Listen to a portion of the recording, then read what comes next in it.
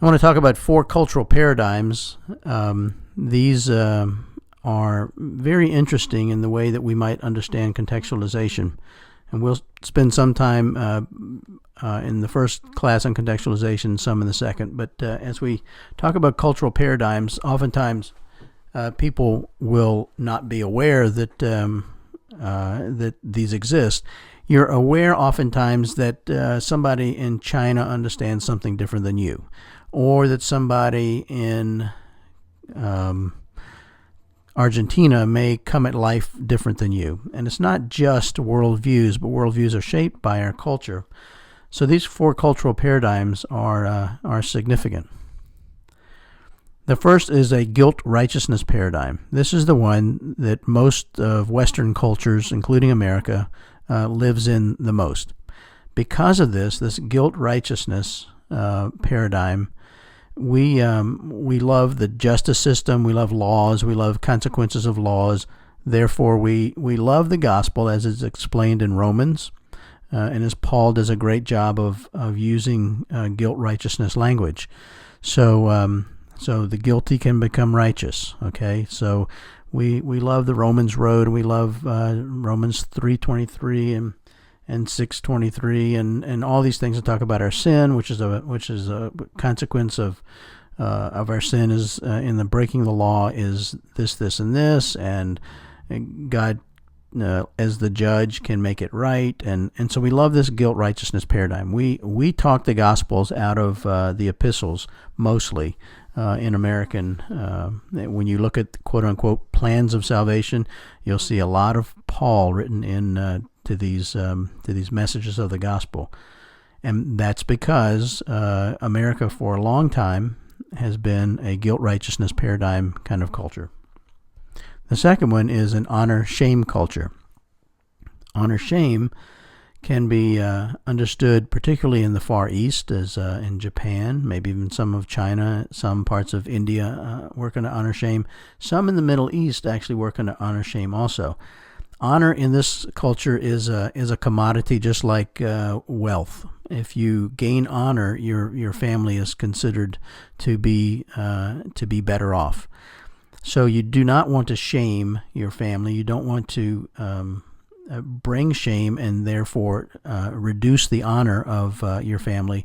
That's considered a really bad thing. So this honor-shame paradigm yields itself to different kinds of scriptural emphases than a guilt-righteousness paradigm might. There's the shame of the woman that was caught in adultery, the shame of the woman who had the bleeding for 12 years.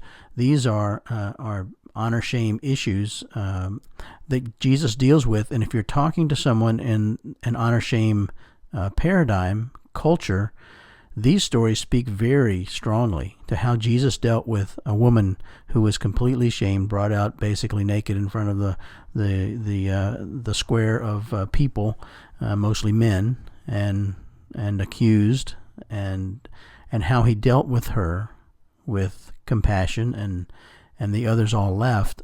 I mean, that's a hugely impacting kind of story to someone who comes up in a honor shame paradigm. Is it the gospel?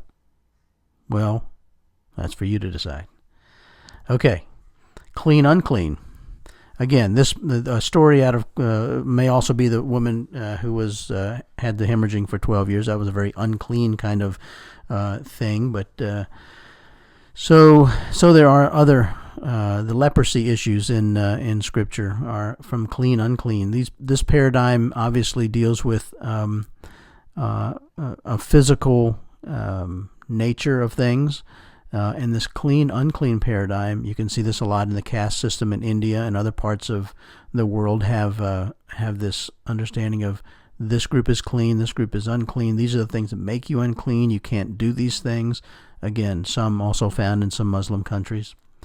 And so if you express gospel truth through some of the stories about Jesus dealing with unclean people and actually touching them and curing them and talking with them, that's a hugely impacting kind of story for people from this kind of cultural paradigm where we think, okay, yeah, he touched the leper, big deal, move on. I mean, we don't get it, okay, from a guilt righteousness paradigm. For people who come from this kind of cultural paradigm where they've lived with this shunning because of clean and unclean and this kind of thing, it's a big story. It's a really big story.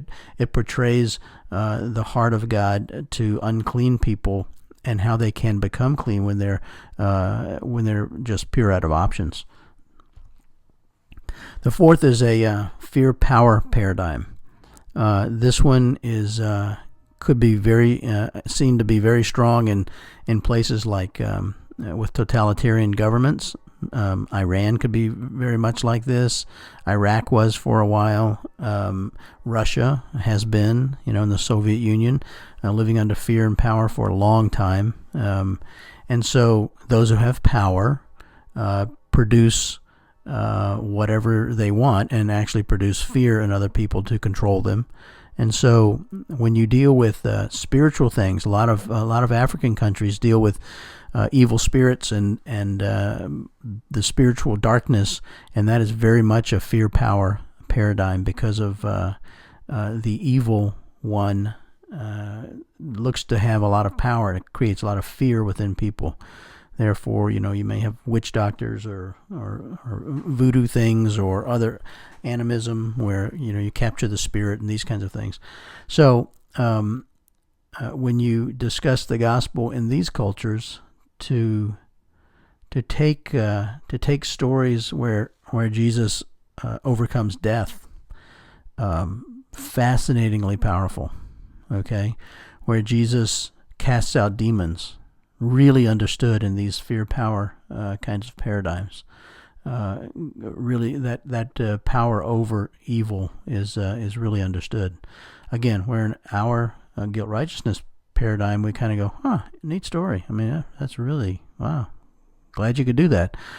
But we don't understand, we don't grasp the depth of the story like someone from a fear-power paradigm might.